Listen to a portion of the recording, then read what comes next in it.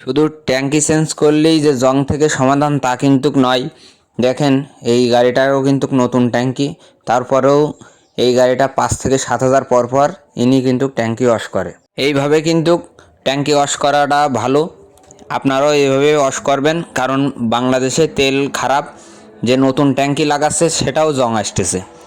এই জন্য সতর্ক থাকতে হবে সবাই, আর নিয়মিত যে একটা মেনটেনেন্স এটা আপনার করতে হবে। যদি এইভাবে আপনি পরিষ্কার রাখতে পারেন, জং আসবে না এই কথা আসলে বলা যাবে না, কিন্তু কম আসতে পারে। তাহলে অবশ্যই আপনিও করবেন না, কেন আপনার যে কোনো আশেপাশে গ্যারেজ বা যে কোনো ওয়ার্কশপ থেকে আপনি কিন্তু অল্প খরচে এই ওয়াশটা করে নিতে পারেন।